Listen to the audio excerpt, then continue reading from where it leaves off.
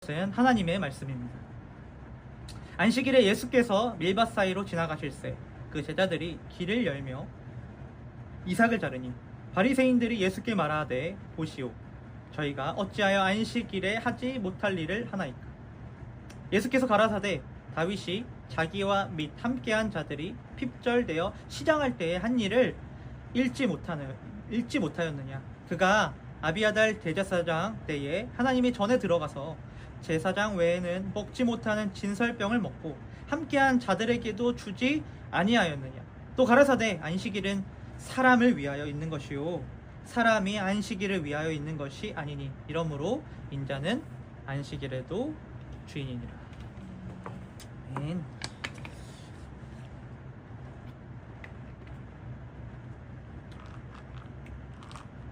네, 오늘부터는 죄송합니다.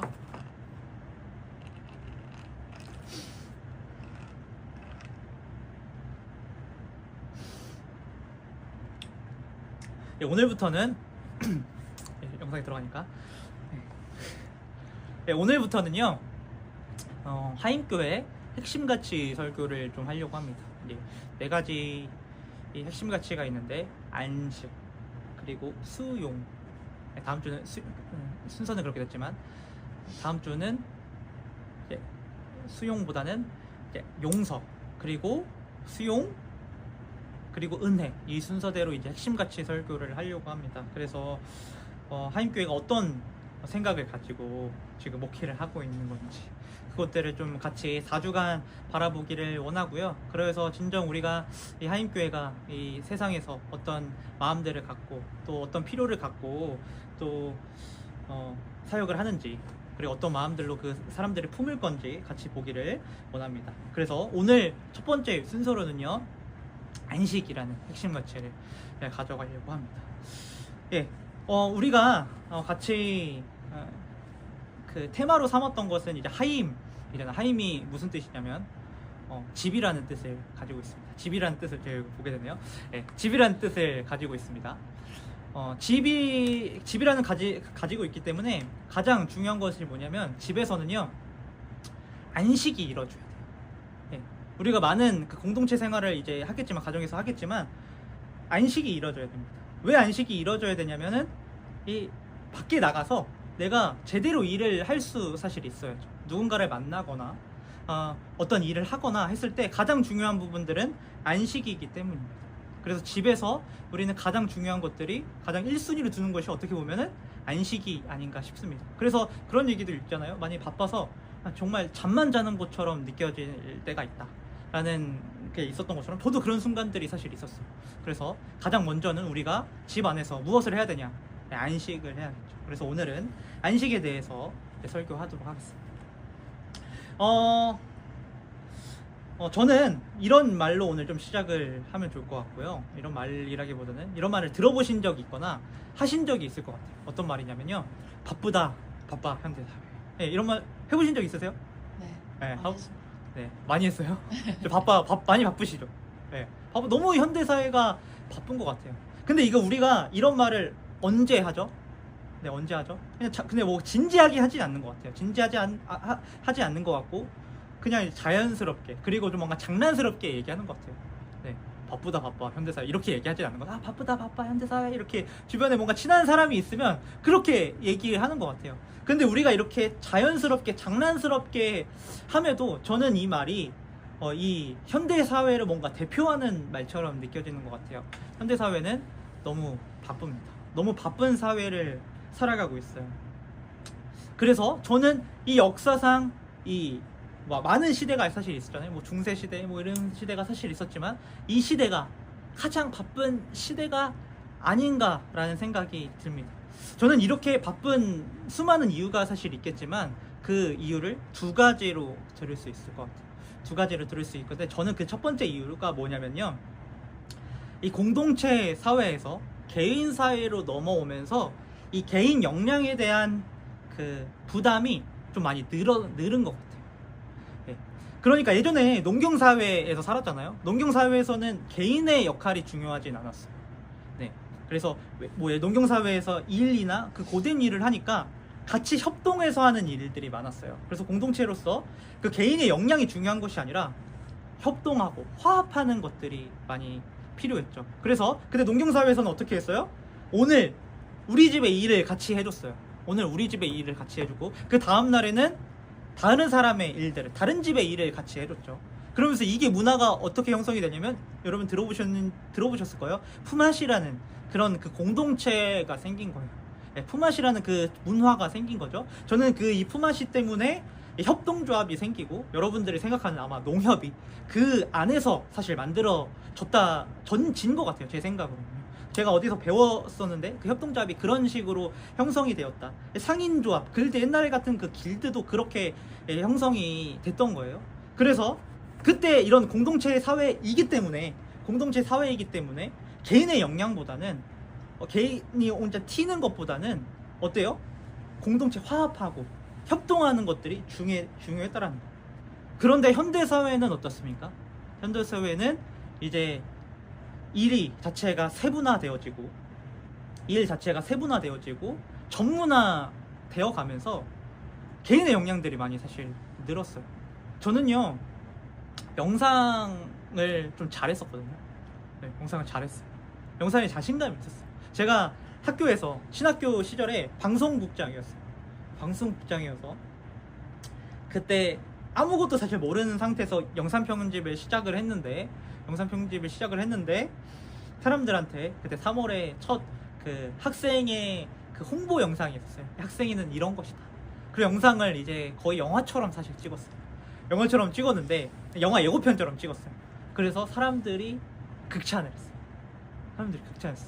이게 역대급 학생의 홍보 영상이다 라고 하면서 사람들한테 영광을 받았죠. 인정을 받았어요. 그러면서 이제 하는 그런 그 영상마다 계속 잘한다는 평가들을 항상 받았습니다. 그러고 나서도 이제 이게 잘한다라고 얘기를 들으니까 그 기독교 채널, 그 기독교 실제로 방송국 있잖아요. 거기서 섭외가 왔었어요. 방송국 PD로 해줄 수 있고, 네, 그런 섭외까지 왔어요. 근데 저는 그때 당시 그 영상 편집이 너무 좀 고된 일이었다라고 생각하거든요. 너무 노가다 일이에요. 그래서 계속 밤새 일을 해야 되는, 계속 편집을 해야 되는 그 상황 때문에 500만 원을 줘도 안 갑니다 라고 하면서 거절을 했었던 거예요. 그런데 지금은 사실 영상 편집이 누구나 하는 게 됐어요. 누구나 하게 됐고, 전문성이 사실 좀 많이 떨어지겠지만 누구나 하게 됐고, 그 어떤 하나의 덕목으로 좀 됐던 것 같아요. 그러니까 덕목 정도는 아니더라도 이걸 하면은 좀 이렇게 이 사람이 좀 가치가 있다, 그 정도. 예전에는 이걸로 한해서 돈을 벌 수 있을 정도였지만, 지금도 더 버는 사람들이 있었지만 그 정도의 실력이면은 돈을 벌 수 있을 정도였어요. 근데 그거 하나로 지금은 그 일을 할 수 없을 정도예요. 그래서 저는 생각했던 것은 무엇이냐면, 이게 사회가 전문화되면서 이제 본인이 한 사람이 하는 일들이 너무 많아진 거예요. 영상도 잘해야 되고요, 뭐 영어도 잘해야 되고요, 뭐 기획도 잘해야 되고, 여러 가지를 잘해야 되는 상황에 놓인 거예요. 그러면서 제가 얘기했던 것처럼 공동체 사회에서 개인 사회를 놓으면서 개인이 맡아야 될 역량들이 엄청 많아지게 된 거예요. 그러면서 바쁘다라고 이제 느낌을 받을 수밖에 없다라는. 두 번째는요, 저는 이 통신이 발달하고 많은 기술이 발달하면서요, 일과 그 심의 경계가 엄청 모호해졌어요. 네. 이게 무슨 말이냐면요, 이 통신이 만약에 여러분들의 퇴근을 하면 이제 이 회사에서 이제 시간들을 신경을 끄면 사실 됐는데, 이제 그렇지 않다는 거예요. 왜냐면요, 카톡 단톡방이 너무 많아요. 네. 이제 뭐 여러 가지로 하는 것들이 너무 많아요. 카톡 단톡방이 너무 많아서 계속 올라오는 거예요. 회사에서도 올라오고요, 뭐 교회에서도 올라오고, 친구에서 올라오는 거예요. 그러니까 단순하게 퇴근해서도 뭐 일도 있겠지만 친구 여러 가지 그 관계 때문에 그게 바빠진 것 같아요. 일뿐만이 아니라 우리는 뭔가 계속 바쁜 느낌들을 계속 받는 거예요. 그래서 일과 그 심의 경계가 너무 모호해졌고요. 그리고 코로나로 하여금 우리가 어느 자택근무가 시작되면서 어느 곳에서 일을 하게 됐고요. 그리고 출퇴근이 되면서 시간도 이제 구애받지 않게 됐어요. 그러니까 오히려 사실 뭔가 자유를 주는 것 같았지만 그 경계가 모호해졌다는 거예요. 그러니까 오히려 우리는 이 두 가지 어떤 그 이유를 들었을 때 그냥 우리가 바빠 현대 사회라고 얘기를 하지만 실제로 역대에서 가장 바쁘다라고 느낄 만한 사회를 살아가고 있다. 그래서 우리가 너무 힘든 사회를 살고 있죠. 근데 그러면서 대두됐던 것들이 뭐냐면 휴식이에요. 네, 쉼에 대한 관심들이 엄청 많아졌습니다. 네, 쉼에 대한 관심들이 너무 많아졌어요. 그래서 예전보다 우리는 해외여행을 엄청 많이 가게 됐죠. 그러니까 돈이 없더라도 그 금액만 사실 있다면, 뭐 100만 원만 있다면, 수중에 100만 원 있다면 뭐 일본을 가든지 뭐 제주도를 가든지 그렇게 하는 사람들이 많다는 거예요. 왜요? 이 일을 벗어나고 싶은 거예요. 일을 벗어나고 싶으니까 저기 가서라도 어디 가서라도 내가 여기 안에서 좀 벗어나고 싶다라는 느낌을 받아보고 싶은 거죠. 그래서 뭐 취미도 사람들이 많아졌고요. 뭐 해외여행도 많아졌고 그 쉼에 대한 관심들이 사실 많아졌어요. 그런데 사실 아쉬운 건 우리에게 뭐냐면요. 우리가 그렇게 쉼에 대한 관심을 많으면서도 그렇게 증대되었으면서도 잘 쉬지 못한다는 거예요. 네. 쉬어도 쉬는 것 같지 않다라는 느낌을 받는다는 거예요. 그렇게 일본을 갔다 왔어요. 그렇게 어디 여행을 갔다 왔어요. 그런데 어때요? 우리 마음들은 갔다 오면은 한 그 당일날 예배 돌아오는 그 당일날 우리 마음들은 어때요? 또 일상으로 돌아가야 돼. 그 밀린 일들이 좀 있을 텐데 거기서 우리는 또 자유하지 못한 것들을 경험하죠. 그때 우리가 쉬어야 되는 것들은 우리에게 필요한 것들은 진정 우리께 많이 쉬고 6시간, 7시간, 8시간 쉬는 것들이 자는 것들이 필요한데 우리는 어떻게 하는 거예요? 쪽잠을 자고 있는 거예요. 네, 쪽잠을 그냥 일시적인 그 쉼을 경험하는 거예요. 그러니까 우리가 어떤 생각을 하는 거예요? 집에 와도 집에 온 것 같지 않다. 그런 느낌을 받고 쉬어도 쉬는 것 같지 않다라는 느낌을 우리가 받는다라는 거예요.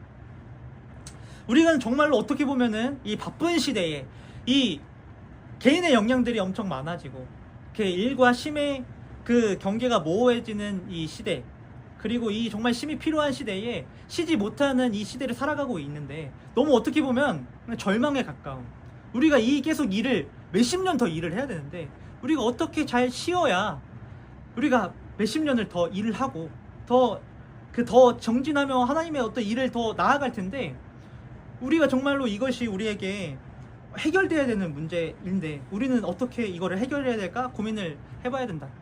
그래서 오늘 그 말씀을 통해서 정말로 어떻게 쉬어야 되는지, 그리고 왜 우리는 쉬지 못하는지, 그리고 하나님께서 어떻게 우리에게 쉼을 허락하시는지를 같이 보기를 원한다는 거예요. 오늘 말씀을 통해서 진정 쉼을 경험하는 오늘 말씀이 되었어 복음을 들었으면 좋겠습니다. 오늘의 말씀은요, 마가복음 2장 23절 28절인데요 처음 이렇게 시작을 합니다. 어떻게 시작을 하냐면요, 안식일에 예수께서 밀밭 사이로 지나가실 때 그 제자들이 길을 열며 이삭을 자르니. 그러니까 어떤 모습이냐면요, 예수님께서 밀밭 사이로 지나가는 거예요. 그게 지름길인지 뭐 잘 모르겠어요. 근데 그 길을 지나가야 됐나 봐요. 그 밀밭 사이로 지나가야 됐나 봐요. 그런데 제자들이 그렇게 예수님께서 편하게 지나가시기 하기 위해서 어떻게 얘기하냐면 그 이삭을 자르고 있는 거예요. 그 밀밭 사이에서 이삭을 자르고 있는 거예요. 근데 여러분들 이게 잘못된 일처럼 보이시나요? 잘못된 일처럼 보이지 않는데 어떤 누군가는 이거를 좀 불편하게 여기고 있는 거예요.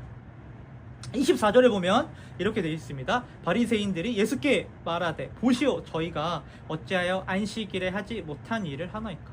네, 이렇게 얘기하고 있는 거죠. 이게 무슨 일인가? 왜 갑자기 이게 무슨 잘못된 일인가? 제자들이 길을 열면 그냥 이삭을 자르고 있는데 바리새인들이 시비를 걸고 있는 거예요. 저것이 안식일에 진짜 맞는 일인가? 이것은요, 그들이 만든 안식일에 하지 말라는 그 조항을 어겼기 때문에 예수님한테 찾아가서 제자들이 정말 저거 하는 일들이 맞냐라고 얘기하는 거예요. 그러니까 따로 안식일을 지킨 하나님께서 그 성경에 사실 쓰여있지 39가지의 그 조항인데요, 이거 성경에 쓰여있지 않아요. 그런데 바리새인들이요, 이 안식일을 잘 지키려고 조항을 만들었는데 그걸 39가지를 만들어요. 네. 만약에 여기서 뭔가 2km 이상을 이 집이 2km 이상 떨어진 곳이라면 여러분들은 오늘 교회를 못 왔어요. 아마 못 오셨을 거예요. 왜냐면은 39가지 조항에 그 2km를 넘으면 안 된다라는 조항이 있거든요. 이렇게 세부적으로 39가지나 만들어서 뭐 하면 안 되지, 뭐 어떻게 하면 안 되지, 일하면 안 되지 라는 그 조항을 39가지나 만들었다. 그래서 이 안식일을 거룩히 지키라는 하나님의 말씀을 세부적으로 지키기 위해 만든 것이에요. 사실 여러분들 이상하지 않아요? 정말로 이 39가지의 조항을 지키면 안식을 할 수 있을까요? 네? 그러니까 오늘 여러분들이 만약에 안식일 조항을 지켜서 오늘 끝에 하루 지금 보냈는데 나 이거 지켰어, 나 이거 지켰어, 아 근데 오늘 이거 못 지켰네, 아 그럼 나 오늘 안식일 못 지켰어. 그런 상황이라는 거예요. 그렇게 해서 예수님이랑 바리새인들은 지금 그렇게 뭔가 실랑이를 하고 있는 거예요. 뭔가 잘못됐는데 일단은 그냥 넘어가고 있는 거예요. 계속해서 마가는 안식일에 일어난 두 번째 사건을 묘사합니다. 네, 이번에는 예수님께서요, 3장인데요 예수님께서 회당에 들어가세요. 네, 회당에 들어가는데 눈에 띄는 사람이 있었습니다. 그 사람은 바로 한쪽 손이 마른 사람이었어요. 바리새인들은요, 예수님께 시선을 고정하고 있었어요. 예수님께 시선을 고정하고 있어요. 예수님께서 안식일에 그 사람을 혹시 고칠까? 안식일의 규정을 어길지도 모르니 그를 끌어내서, 예수님을 끌어내서 활동하지 못하도록 만들려고 하는 심산이에요. 이렇게 예수님을 주목하고 있는 가운데 예수님은 그들의 마음을 너무나도 잘 알고 있는 것처럼, 뻔히 알고 있는다는 것처럼 오히려 손 마른 사람을요 한 가운데 서라고 말씀하십니다. 그러고는 이렇게 말씀하시는데요, 안식일에 선을 행하는 것과 악을 행하는 것, 그리고 생명을 구하는 것, 죽이는 것, 어느 것이 옳으냐, 그들에게 그렇게 말씀하고 있는 것. 네. 그런데 그들은, 성경에서 기록되고 있는 것은요, 그들은 잠잠하고 있다라고 얘기하고 있어요. 잠잠하고. 머리에 스치는 것은요, 당연히요, 생명을 구하는 것, 그리고 선을 행하는 것, 그런 것이 옳다라고 알고 있었지만요, 안식일 규정에 위배되고 있었기에 대답을 할 수 없는 거예요. 아 그래, 그것이 진정 맞지, 선을 행하는 것 그리고 생명을 구하는 것이 맞지, 머리에 스쳤지만 이 안식일 규정에 어긋나지 않나? 라고 생각이 들었으니까 그 말씀에 잠잠히 반응할 수밖에 없는 것이죠. 예수님께서는요, 이 안식일의 본질은 쉼을 누리고 또 상한 것이 회복되어져야 하는 날이고, 그 본질대로 이를 지금 회복시키고 있으신 건데, 그들은 안식일 규정에 얽매여서 진정 안식일을 누리지 못하고 있으니 노할 수밖에 없는 것입니다. 그러면 바리새인들은 왜 이렇게 안식일을 누리지 못하고 있을까요? 여러분 이상하지 않으세요? 하나님의 말씀을 가장 잘 알고 있는 사람들이 이 안식일의 본질을 깨닫지 못하고 잘 누리고 있지 못하고 있는 상황이죠. 뭐가 잘못돼도 크게 잘못됐다. 그 이유는요, 그들의 정체성 때문이라. 그들의 정체성이요, 이 안식일을 누리지 못하게 하고 있어요. 정체성은 무엇이냐? 나는 어떤 사람인가에 대해서 얘기하는 것이 정체성이죠. 우리는 정체성을 통해서요, 그 사람의 가치관을 볼 수 있어요. 엿볼 수 있어요. 그 사람의 가치관, 그 사람이 어떻게 생각하시는지를 알 수 있다. 바리새인의 정체성은 무엇이었을까요? 바리새인의 정체성은 율법 수호자라는 정체성을 가지고 있었어요. 그들은 그 정체성으로요, 사람들에게 선생이라고 불리고요, 인정을 받고 있었습니다. 그러니까요, 그 정체성이 오히려 바리새인들을 지키고 있던 것이죠. 그렇게 바리새인들은 율법을 수호하고 있으니 어느 상황 속에서나 그 율법을 잘 지켰어야 했습니다. 일단 본인에게 그 화살이 돌아온 거예요. 그러니까 그들을 이제 사람들에게 이제 그 정체성을 지키고 너네들도 잘 지켜야 된다 라고 얘기하니까 이제 자기들도 잘 지켜야 된다. 그래서 그들은 그들의 감정, 그리고 상황, 그리고 이 말씀의 본질과 이 율법의 본질과 상관없이 절대적으로 그냥 율법을 지키는 데 몰두되어 있던 거예요. 그러니까 남들이 그 율법을 지키지 못한다면 비난을 해서라도 지켜내야 하는 것이죠. 그래야만 율법의 수호자라는 정체성을 지킬 수 있기 때문입니다. 율법의 수호자로서 그들은 안정감을 얻기에 그 정체성이 훼손이 된다면 그들 자신조차 위험해지기에 그들은 어떤 일도 불사할 수 있는 것입니다. 이들이 정말로 이 정체성 때문에 율법을 지켜야 되고 이 하나님의 말씀을 뭔가 그 본질을 깨닫지 못하는 것처럼요, 우리도 어떤 것이 정체성이 된다면요, 우리도 동일하게 이룰 수 있더라. 우리도 어떤 것이 정체성이 된다면 그것은 우리에게 큰 영향을 줍니다. 만약에 외모가 출중해서 사람들에게 조금 이쁘고 잘생긴다고 인정을 받는 이가 있다면 그는 외모가 쉽게 정체성이 될 수 있겠죠. 그래서 그는 자신의 외모를 가꾸기 위해 거울을 수시로 보게 됩니다. 그리고 사람들의 시선을 신경 써 머리도 고치게 될 거고요, 화장도 고치고, 만약에 자신의 외모가 좀 트렌드에 뒤처진다면 성형을 하게 될 수도 있어요. 네. 성형 자체가 잘못되지 않지만요, 그들은 그게 정체성이 됐기 때문에요, 그 성형을 멈출 수 없을 수도 있겠죠. 다른 사람들이 보기에 정말로 괜찮고 인정을 받을지라도요, 그거는 중요하지 않아요. 다른 사람들의 말이 중요한 것들이 아니야. 이미 그것들이 몰두되어서 그래, 자기가 그렇게 생각하면 그냥 성형을 해버리고 그 이상향으로 갈 수밖에 없는 것이 바로 우리가 생각하는 그 정체성에 몰두되면 일어나는 일이란.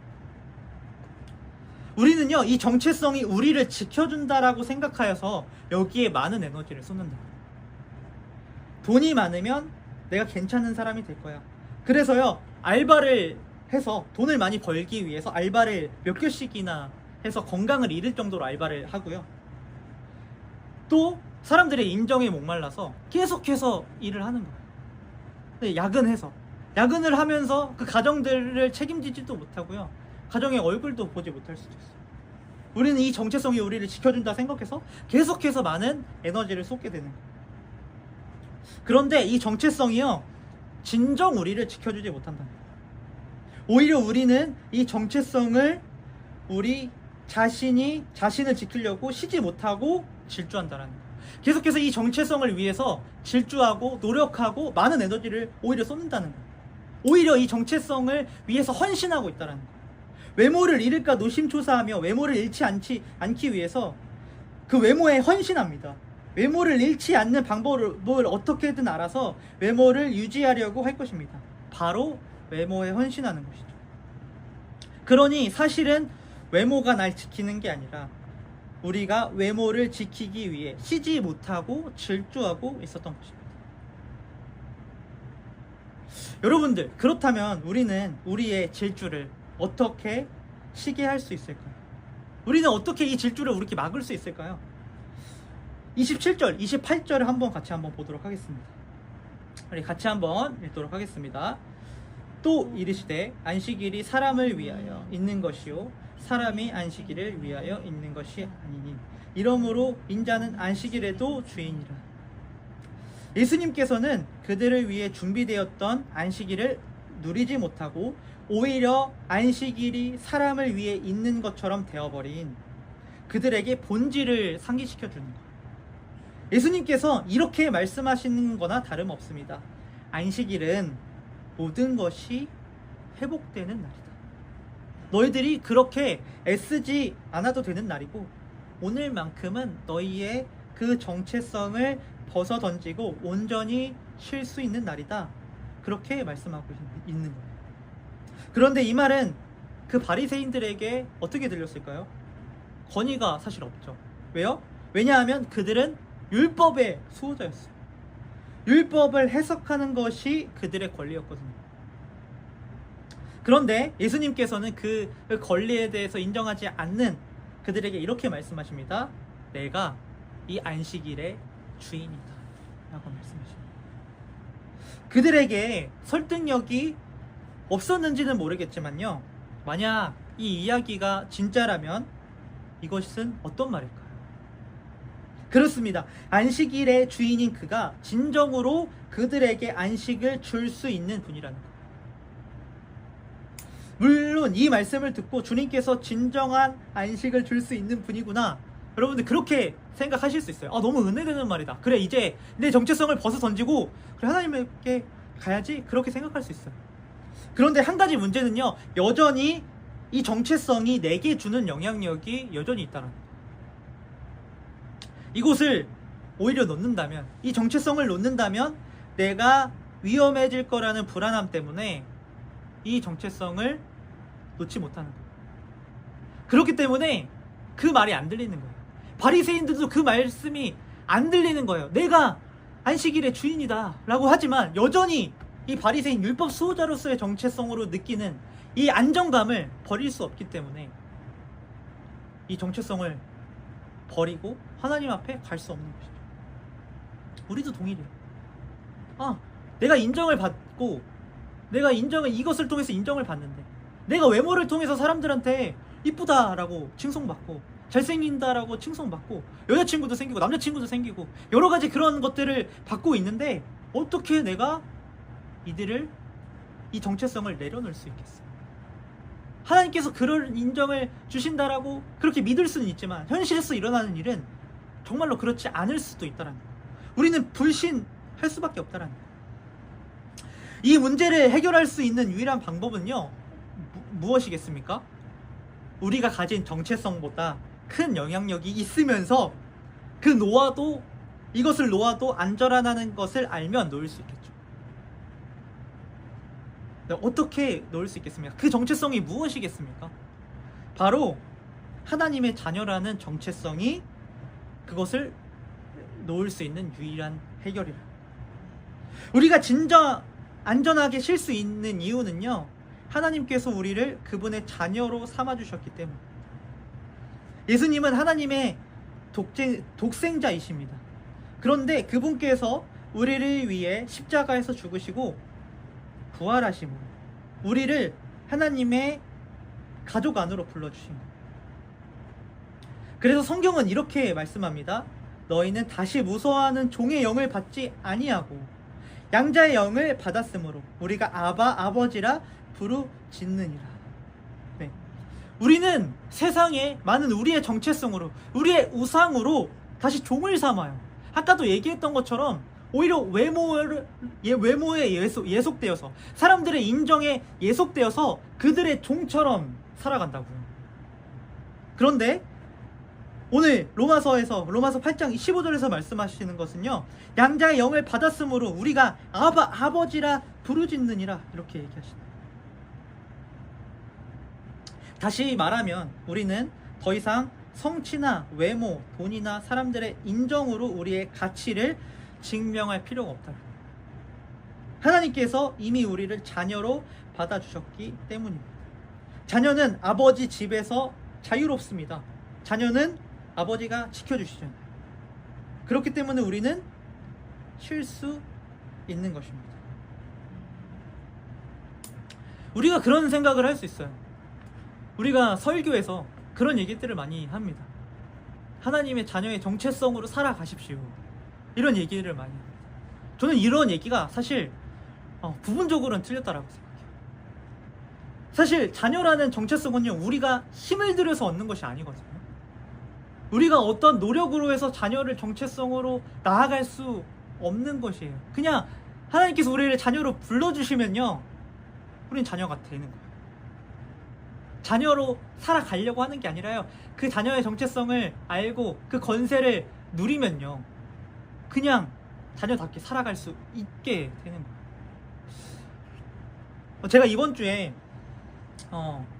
이 자녀의 권세에 대해서 그 경험하는 예화가 있어요. 이번 주에 경험한 거예요. 어떤 친구가요, 카페가 나와서 혹시 내가 이거를 할 수도 있지 않을까 생각을 합니다. 근데 그 카페가 뭐 월세도 있었고 권리금도 있었어요. 그런데 권리금도 있으니까 제가 친구한테 물어봤습니다. 너 이거 권리금 어떻게 할 거야? 너 어떻게 할 수 있어? 그렇게 얘기를 하는 겁니다. 너 어떻게 해결할 수 있어? 그 친구가 이렇게 얘기하는 거야. 나한테 아빠가 있어. 나한테 형이 있고 아빠가 있어. 여러분, 이게 자녀의 권세예요. 네. 물론 그 부모가 거절할 수도 있겠지만 그 자녀가 줄 수 있는, 그 자녀에게 줄 수 있는 어떤 그 마음들이 부모님한테 있다라는 거예요. 그 부모의 그 부모의 권세가 마치 자녀의 권세처럼 느껴진다라는 거예요. 이것이 자녀의 권세라는 거예요. 우리의 정체성은요, 계속해서 노력해야 돼요. 우리가 그 정체성에 헌신을 해야 돼요. 많은 에너지들을 쏟아야 돼요. 그런데요, 하나님 자녀라는 정체성은요, 우리가 얻을 수 있는 게 아니라요, 아까도 얘기했던 것처럼 예수 그리스도께서 독생자셨는데 이 독생자가 우리를 위해서 죽으셨던 거예요. 그래서 하나님께 우리가 받아들였던 거죠. 그래서 우리는 예수 그리스도 대신에 양자의 영을 받게 된 거예요. 그래서 우리는 신의 아들이라는 정체성으로 살아가게 될 수 있다라는 거예요. 그렇기 때문에요, 우리는 불안에 떨면서 스스로를 지켜내려고 했던 모든 정체성을 내려놓을 수 있다라는 거예요. 하나님께서 이미 우리를 지켜주시고 책임지시는 아버지가 되시기 때문입니다. 그래서 진짜 쉼은요, 안식일 규정을 잘 지켜낸다고 오는 게 아닙니다. 안식일의 주인이신 예수님을 만날 때 오는 거예요. 예수님 안에 있을 때 우리는 더 이상 뒤처질까봐 불안해하지 않아도 됩니다. 이미 하나님의 사랑받는 자녀이기 때문입니다. 그러니까 오늘 이 시간 우리가 붙들고 있는 잘못된 정체성들을 내려놓읍시다. 외모든 돈이든 성과든 인정이든 그것들은 결코 우리를 지켜줄 수 없습니다. 우리의 참된 정체성, 그리고 참된 쉼은 오직 예수 안에서, 하나님 자녀됨 안에서만 가능하다라는 사실을 꼭 기억하시길 바랍니다. 결국 우리의 쉼은 규칙을 잘 지켜서 얻는 게 아니라 자녀로서의 신분에서 오는 것입니다. 그게 어떤 건지 여러분들, 제가 이 얘기를 하고 좀 마무리했으면 좋겠는데요. 여러분들 아이들을 조금 떠올려 보세요. 이 어린아이가요, 하루 종일 밖에서 뛰어놀다가 집에 들어옵니다. 그 아이가 집에 와서 제일 먼저 하는 게 뭘까요? 부모 앞에 서서 오늘 내가 얼마나 잘했는지 보여줄게요 하면서 성과를 내미는 걸까요? 저 이렇게 오늘 100점 맞았어요. 물론 그렇게 하는 애들도 있겠지만 그것이 아닙니다. 아이들은요, 집에 오면 그냥 그 자리에서 푹 주저앉아 쉽니다. 왜냐하면 여기가 자기 집이라는 걸 알고 부모가 자기 아버지요 어머니라는 걸 알기 때문이에요. 자녀는 사실 굳이 증명할 게 없습니다. 이미 자녀이기 때문이에요. 그냥 그 존재 자체로 사랑받고 안전하게 쉴 수 있는 것입니다. 우리도 똑같습니다. 우리는 세상에서 뭔가를 증명하려고, 인정받으려고 끊임없이 달려갑니다. 하지만 예수님 안에서 하나님의 자녀된 우리는 더 이상 증명하지 않아도 된다는 것이에요. 이미 하나님 아버지께서 우리를 품어주셨기 때문입니다. 그래서 진짜 쉼은 집에 돌아온 아이처럼 아버지의 품 안에서 누릴 수 있습니다. 여러분, 오늘 이 시간 예수님 안에서 하나님의 자녀로서 그 품에 안기시길 바랍니다. 그때 우리의 질주는 멈추고 우리의 영혼은 비로소 안식을 누리게 될 줄 믿습니다.